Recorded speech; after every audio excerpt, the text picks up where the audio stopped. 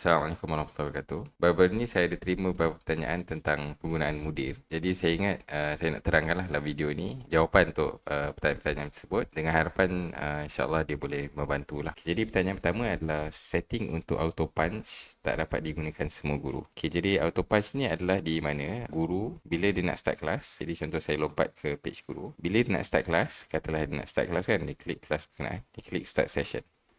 Jadi kat sini dia boleh isi lah berapa tempoh kelas yang dia nak mengajar tu. Dan bila dia klik start, kemudian dia akan tamatkan mengikut tempoh yang dimasukkan lah. Tapi yang ni adalah pilihan, bukan wajib. Jadi maksudnya ada guru yang pilih untuk tak mengisi tempoh masa ni. Jadi dia kena punch out sendiri. Jadi dia klik start, dia mengajar-mengajar, lepas tu dia punch out bila dah selesai lah. Cuma bila dia buat macam tu, dalam laporan contohnya dia mengajar, katalah sepatutnya dia dibayar untuk sejam. Tapi sejam 5 minit baru dia berhenti lah. Dia terlajak sikit sebab mungkin adalah apa-apa perkara yang dibincangkan dalam kelas tersebut. Cuma dah atas persetujuan dia sepatutnya dibayar untuk sejam. Jadi nanti laporan hujung bulan dekat laporan allowance tak kemas lah sebab ada tambahan 2 minit tersebut.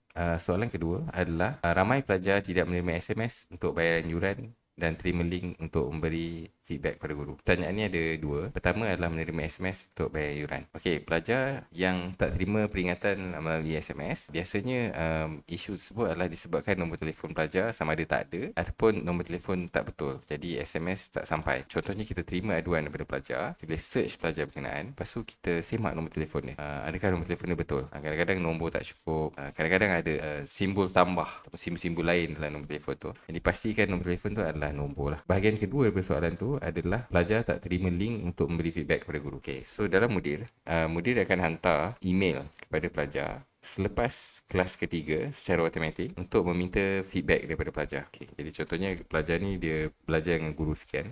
Selepas kelas ketiga, tamat je kelas tersebut, mudir akan hantar satu email untuk minta pelajar mengisi borang feedback lah. Sebelum ni, mudir akan hantar selepas setiap kelas. Tapi kami dapati bahawa bila kita hantar setiap kelas, terlalu banyak email masuk sampai pelajar pun tak isi feedback dan dia terlepas pandang pun email invoice. Jadi kita decide supaya kelas ketiga baru mudir akan hantar reminder untuk feedback kepada pelajar. Tapi andai kata kita nak hantar juga feedback form tu kepada pelajar, kita boleh pergi ke pelajar berkenaan lah. Contoh kita ambil seorang pelajar kan, kita pergi kelas pelajar berkenaan. Lepas tu kita klik more. Lepas tu kita klik kat butang feedback. Jadi bila kita klik butang feedback ni, dia akan buka feedback form tu lah yang pelajar akan terima melalui email secara automatik ni. Tapi katalah kita nak hantar sendiri. Jadi kita boleh klik je butang share ni dan kemudian akan buka WhatsApp, dan dalam WhatsApp tu akan ada terus link untuk borang ni. Kemudian klik send. Jadi di sini pelajar pun boleh rate guru lah 1 hingga 5 dan dia boleh masukkan komen. Lepas tu kita boleh tengok laporan berkenaan melalui reports, reviews. Jadi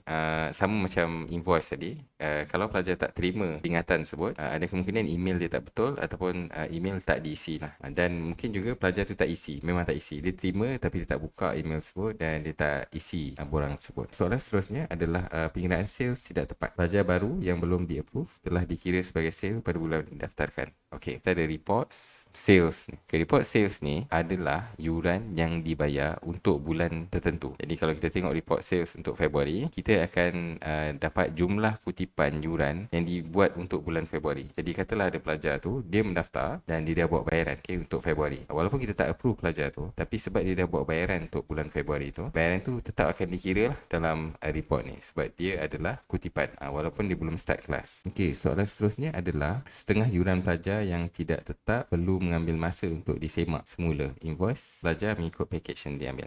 So dalam mudir, dia ada laporan ataupun senarai pelajar di bahagian students or students ni. Di sini senarai ni dia memudahkan kita untuk menyemak lah pelajar. Dekat sini dia akan susun pelajar ikut abjad. Kemudian kita boleh tengok setiap kelas yang dia join ni berapa yuran dia. Jadi dia dah senaraikan kat sini. Jadi tak perlu klik satu-satu tengok berapa yuran dia. Kat sini kita boleh scroll tengok kelas pelajar ni yuran dia 100. Yuran ni untuk dia pelajar ni RM80 dan seterusnya lah. Kemudian kita boleh tengok juga kat sini yang mana yang highlight kuning ni, maksudnya pelajar ni dia join lebih pada satu kelas. Jadi biasanya alert lah pelajar ni mungkin tersilap daftar untuk 2 kelas. Mungkin betul, mungkin tak betul. Jadi mudir akan highlight kuning untuk kita perasan lah. Jadi kat sini saja kita boleh tengok lah yuran dia betul ke tak. Jadi katalah tak betul, kita boleh klik je kelas berkenaan. Lepas tu kita klik edit enrollment, kita tukar lah fee rate dia berapa. So katalah period dia sebenarnya 50 kan. Okay, so bila kita pergi kat students, all students, Aisyah tadi tu kan, so Yuran dah 50. Okay, soalan seterusnya adalah tidak dapat detect student yang sama didaftarkan lebih dari sekali. Student akan jadi bertindan. Okay, so dekat sini antara perkara yang kita boleh tengok dalam senarai yang sama adalah yang highlight kuning lah. Maksudnya kalau dia daftar lebih daripada satu kelas, kemudian dia akan highlight kuning. Kemudian boleh berlaku, especially di peringkat awal, di mana kita import pelajar masuk dalam sistem. So dalam Excel tu kadang-kadang dia ada macam duplicate, di mana pelajar yang sama ada dua rekod. Biasanya disebabkan contohnya kita ada pelajar A, nama sama dengan pelajar B, cuma IC dia salah satu tu ada dash, lagi satu tak ada dash. Jadi mudir tak dapat detect lah dia dua pelajar yang berbeza. Jadi contoh kat sini sambil kita scroll ni, kita boleh perasan, okey, kat sini pelajar ni Azlinda binti Osman ni dia orang yang sama nampaknya kan, sebab nama sama. Dekat sini apa kita boleh buat adalah kita akan merge dua pelajar ni. Jadi kita boleh semak salah satu, katalah pelajar ni, kita tengok okey, maklumat dia betul. Okey, maklumat dia betul. Jadi kita nak merge dia dengan akaun lagi satu. Kita klik more ni, kita klik merge. Kemudian akan terus senaraikan pelajar yang nama sama. Dan kita perasan tengok IC dia ada dash, yang tadi tak ada dash. Jadi kita akan mergekan akaun yang ni dengan akaun pelajar ni. Jadi kita klik je pelajar ni dan mudir akan merge dia jadi seorang pelajar dan dia akan join dua kelas pelajar tersebut lah. Jadi kalau kita pergi kat narai all students ni, okay, kita cari Azlinda balik tadi kan.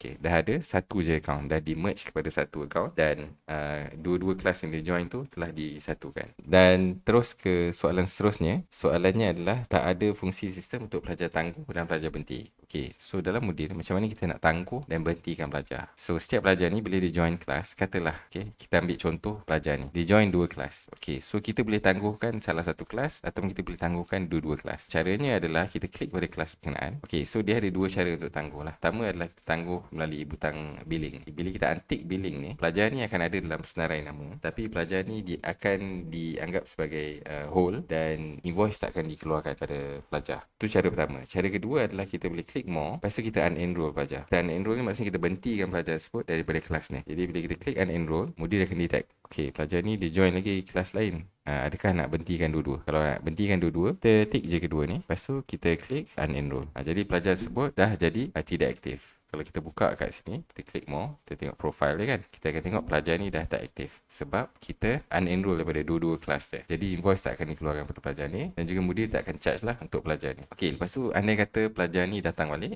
dia cakap saya nak sambung belajar lah. Kita boleh search pelajar tersebut, lepas tu kita pergi tab classes dia, kita klik view unenroll ni dan kita akan nampak kelas-kelas yang pernah dia join sebelum ni. Jadi kita tinggal nak pergi kat kelas berkenaan, lepas tu restore balik dia punya enrollment. Kita klik restore, dia akan jadi aktif untuk kelas ni balik semula. Jadi kita boleh klik more, pergi profile, tengok balik tab classes dia, klik view and enroll. Katalah dia yang ni pun dia nak restore, dia nak sambung belajar balik, dia klik je kelas berkenaan, klik more, lepas tu kita klik restore. Jadi sekarang ni pelajar ni dah jadi aktif balik. Kita klik profile, kita tengok classes dia, dia dah join balik dua kelas ni. Jadi saya harap jawapan saya dapat membantulah anda semua untuk menggunakan Moodle dengan lebih baik. Assalamualaikum warahmatullahi wabarakatuh.